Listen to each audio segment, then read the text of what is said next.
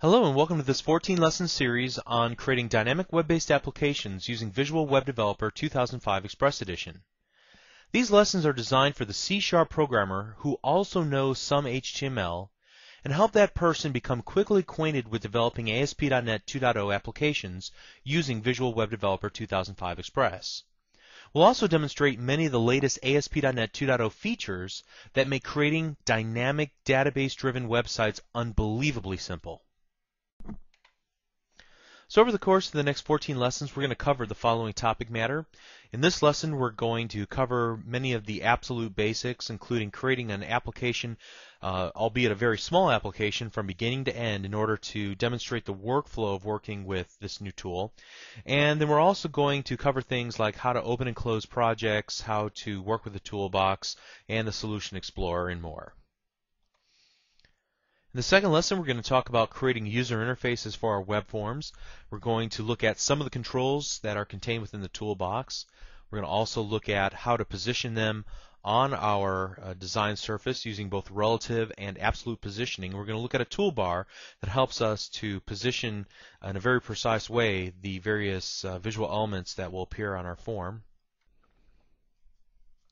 In lesson number 3, we're going to write some C# code to demonstrate how to handle events that are initiated by the user's interaction with our web page. We're also going to talk about the concept of postback and how this gives us the ability to offer our users a very rich interactive experience with our web pages without having to sacrifice any of the functionality that we would want to perform on our server side. In lesson 4, we'll talk about web application state and how to maintain state within a stateless environment like the Internet. Then in lesson number 5, we're going to talk about the tools that are built into Visual Web Developer 2005 Express Edition that allow us to debug our applications much in the same way as we currently do with Visual C# 2005 Express Edition or with Visual Studio, where we're able to set breakpoints, step through lines of code as it's executing. Also, we'll be able to demonstrate how to trace your website to monitor its performance even when it's running live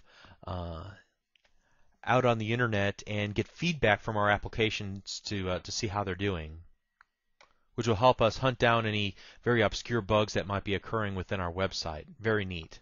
Then in lesson number 6, we're going to talk about the aesthetic side of our applications, working with style sheets, and then also a new concept called master pages. You can think of these as just templates at a very global level for our web applications that will allow us to change the look and feel very easily. And then we're going to move on in lessons 7 and 8 to talk about not only databases, but data binding the data that's in databases to user interface controls. And in lesson 8, we will kind of work through some more advanced concepts where we're working with a grid view and a data view control in order to modify the data in a database. Then in lesson number 9, we'll talk about how to make sure your website is secure from unauthorized access by using the new membership and login controls that are available in ASP.NET 2.0. In lesson number 10, we'll talk about kind of the grunt work, the dirty side of application development, and that is actually configuring, building, and deploying the website out to the Internet. And then in lessons number 11 through 14, we'll be building an entire application from beginning to end, again to show the workflow and to bring all the things that we've been talking about together into one application. And so we'll be building a quiz or testing engine that allows an administrator to create a series of multiple choice or true-false type questions and then allow many different users to sign up for these tests, to take one or more tests, and then be able to track their results. It'll be a pretty straightforward application. It won't be quite as full-featured as several other similar applications that are currently available commercially for sale. However, it's going to allow us to flex our newly acquired skills in creating dynamic web-based applications. And whenever we're talking about dynamic web-based applications, they're also referred to in ASP.NET 2.0 lingo as web form applications. And this is kind of as opposed to Windows forms or WinForm applications. So I'm going to assume that you know nothing but a little bit of HTML and a little bit of C#, that you've created some C# applications in the past using either Visual Studio or the new Visual C# 2005 Express Edition. I'm also going to assume that you've already downloaded and installed Visual Web Developer 2005 Express Edition. If you haven't, please take the time to download it from the following location before we go any further. You can download it from http://msdn@microsoft.com/express/VWD. Now, I'm excited for you because I've been developing applications using Microsoft tools for over 12 years now, and this latest set of visual development tools is the most elegant and easy to understand to date. It makes applications, creating applications a lot of fun, and so I'm happy for you that you're going to get to experience this. So let's go ahead and get started. What I want to do is create an entire website to show you the workflow of creating web applications in Visual Web Developer 2005 Express Edition. Now, when I refer to workflow, I mean the steps and the process that I go through to create an application from start to finish. And this way you get a total picture of how to use the tool.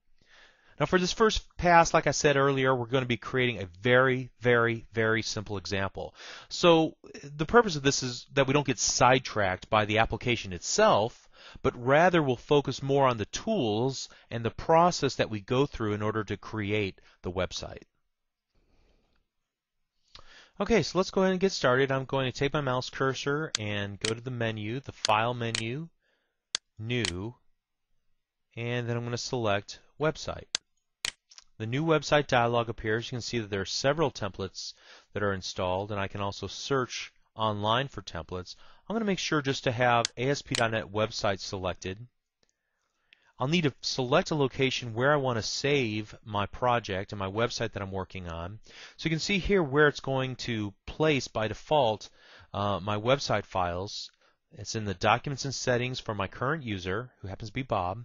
In the My Documents folder, there will be a Visual Studio 2005 folder with another subfolder called Websites. And here at the very end, after the last slash, we can delete everything and type in the location where we want to save and the name we want to give to our website. In this case, I'm going to call it Hello World. Also, I want to make sure that the language is selected as Visual C#. And then I'm going to click the OK button. And after a moment or so, Visual Web Developer 2005 Express Edition will create a new website for us based on the template that we selected. Now again, I'm assuming that you are already familiar with C#, so seeing the Solution Explorer over here on the right-hand side should not be new to you. You can see here that we have one file that's in our project, default.aspx. And the .aspx file extension denotes to the ASP.NET runtime engine that will handle the page requests that come in from our web users. It lets the engine know that it should be responsible for this page. Now we have the page automatically open up in our main area, as you can see from the tabs at the very top. And what we have in line 1 is something that doesn't look anything like HTML, but everything after line 1 looks pretty much like what we would expect to see in an HTML document. You have a head, a body, and you have our HTML tag that encompasses both of those. Additionally, we have a form tag and a closing form tag, and so on. Also, take note that we're currently looking at the source view for our web page, the HTML view of our web page. We see a little icon down here that's selected that says Source View. But we also, if we were to select this little design icon next to it, we get a design view. So if you've ever worked in a tool like Front Page, for example, you have a WYSIWYG, or what you see is what you get, designer surface where you can drag and drop visual elements onto the designer and work with a more graphical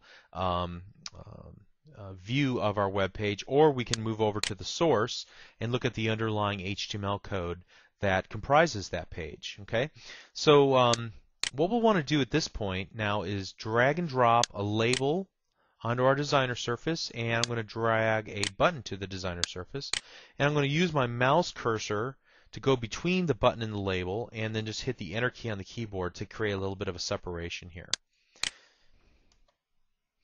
Now this is where we begin to separate ourselves from just building another HTML page. I'm going to double click on the button, and when I do that, notice that I am now looking at a C# page of code that looks very similar to the code behind for the Windows Forms applications that we've been working with up to this point.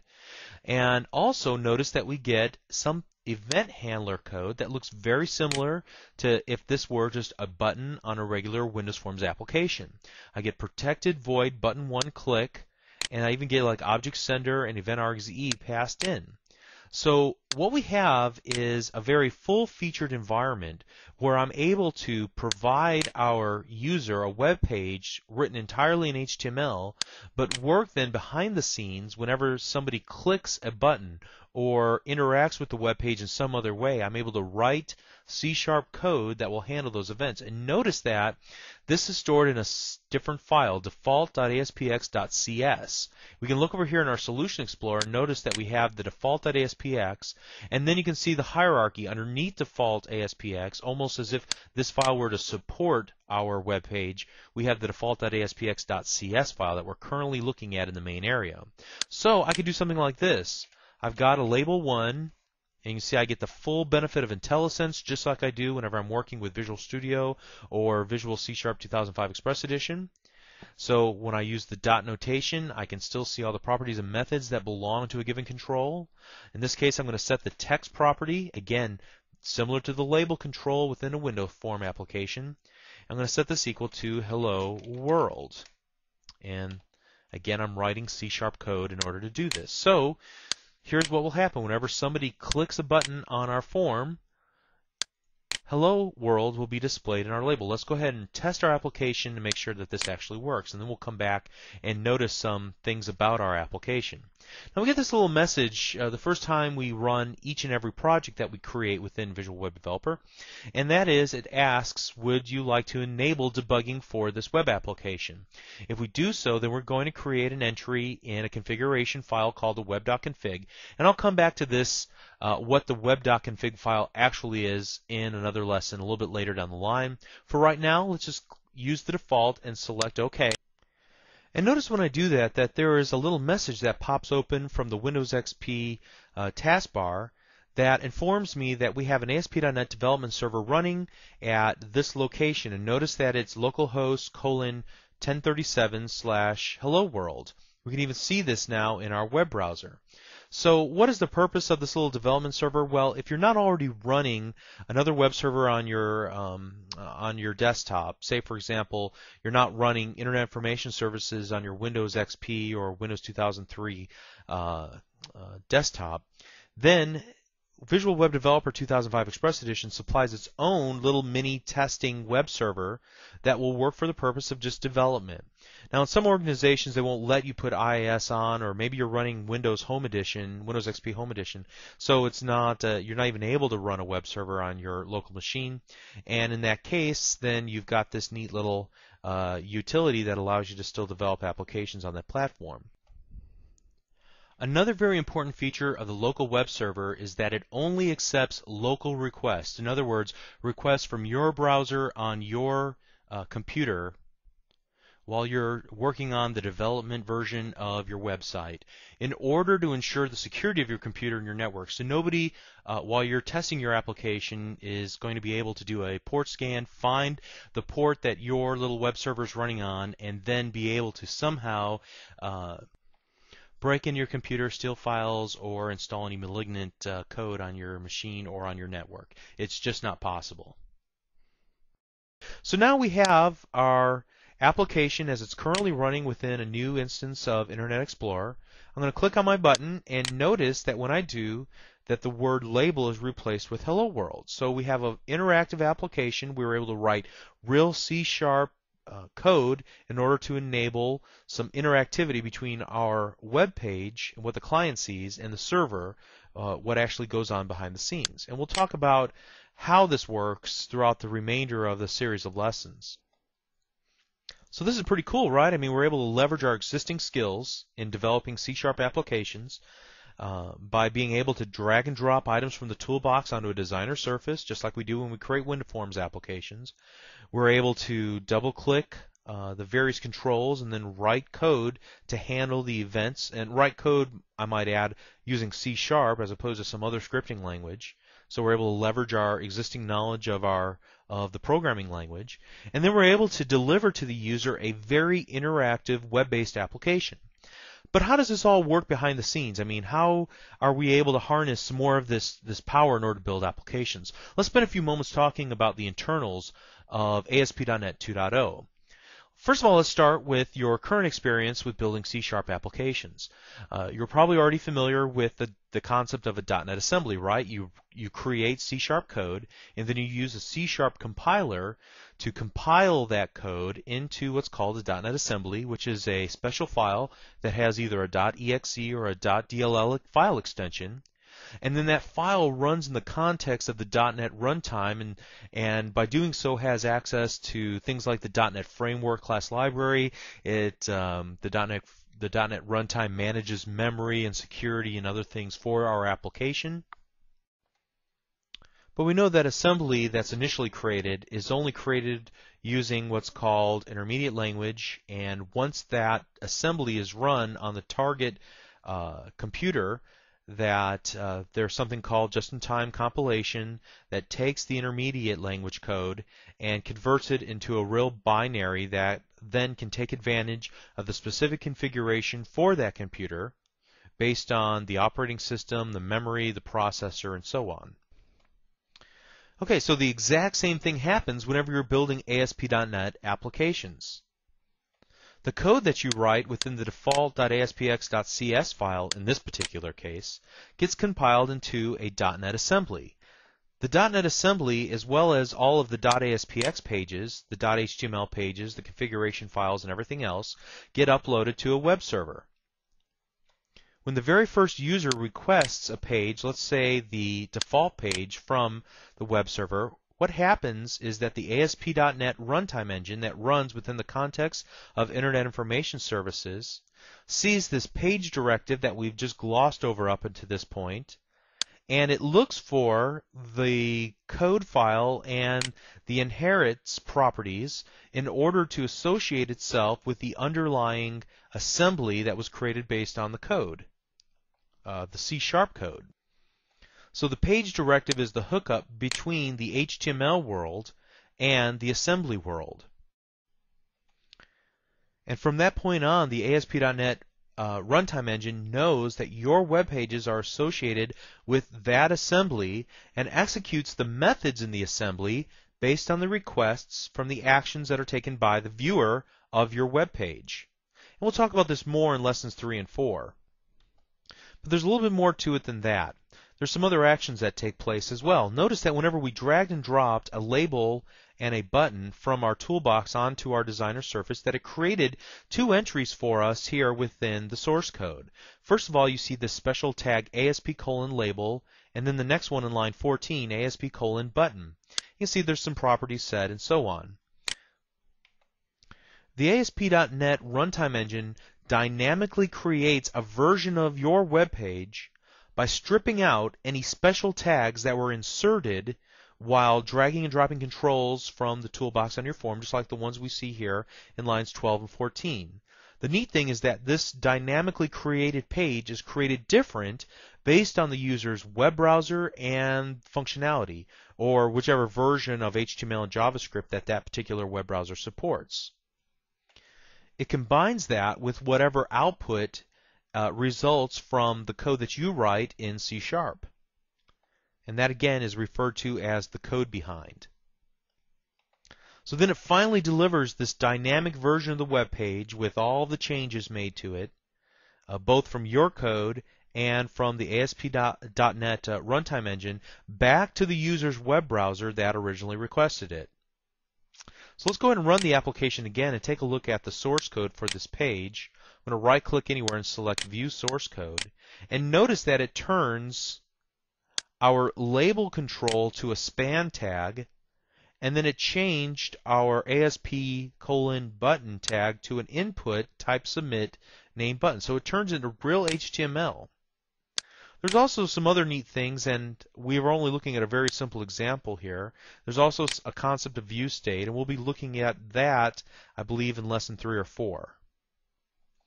And there might be some additional JavaScript that's inserted into this web page based on what type of functionality is enabled within our application. Now, I've really oversimplified this quite a bit since we're just getting started, and truth be told, we really don't need to know how it all works internally. After all, we are just getting started, but I thought you might find it helpful to know that there are a lot of things going on behind the scenes that support your application development efforts. ASP.NET 2.0 takes care of a lot of the dirty work, so you don't have to worry about it. That's what makes it a logical choice for a web development platform. So much is taken care of for you that you can just focus on the task at hand, which is to develop the logic specific to your web application, and then just leave the heavy lifting to Microsoft. Okay, so let's do this. Let's go ahead and save our application.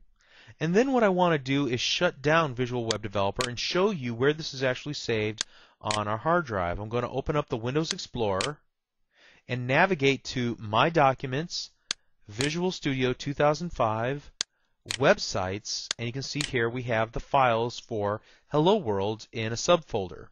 Notice that we see our default.aspx page, our default.aspx.cs page, and then also our web.config, which we've talked about just briefly but haven't explained a whole lot about up to this point. But here's where our files are saved whenever we save them by default as we're creating our application. There's also some additional files that are saved within projects. You can see here in the Hello World folder under projects within Visual Studio 2005, there's a .sln file and a .suo file. Again, these are used to manage the files that are available within our website. So this is used from Visual Web Developer's perspective and will not be uploaded whenever we go to deploy our application to an actual web server. Let's go ahead and shut this down. I'm going to start Visual Web Developer up again, and now let's open up our project that we've been working on. I can do this in one of several ways. First of all, you'll notice that it's listed here within the recent projects. I can also select Open from the bottom of the recent projects and select this to open up a website, or I can go to File, Open Website, and then select from the available websites. In this particular case, what I want to do is go to Visual Studio 2005, Websites, Hello World, and then select Open. Let's close that little window there. And we're back to our Hello World app.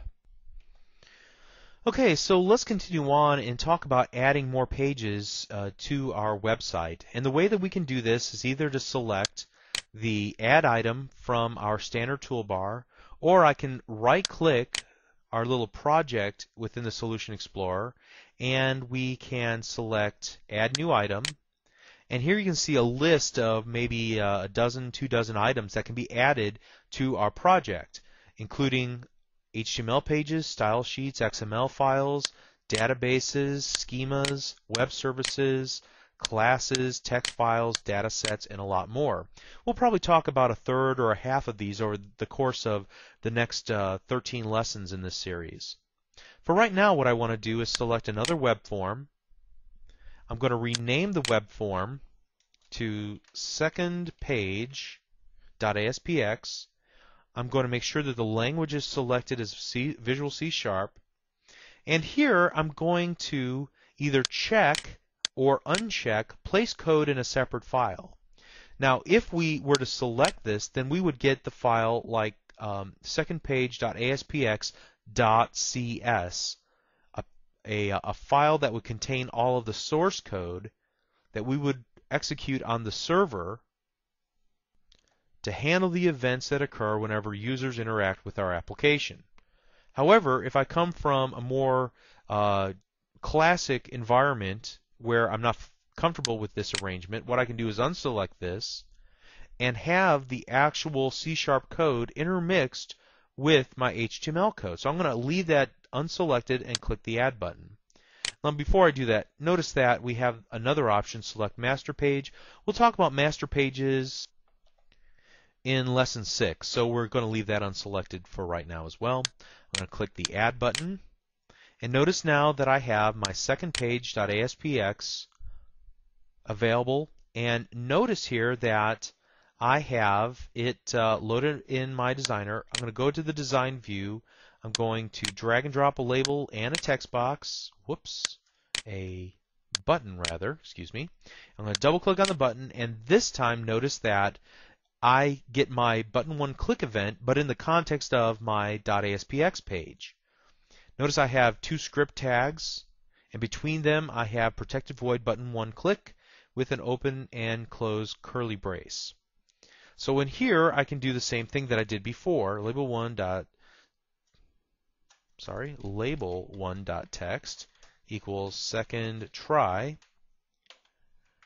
And so what has happened here is that instead of using 2 files, I'm using just 1 file. Both are perfectly acceptable. They work the exact same way.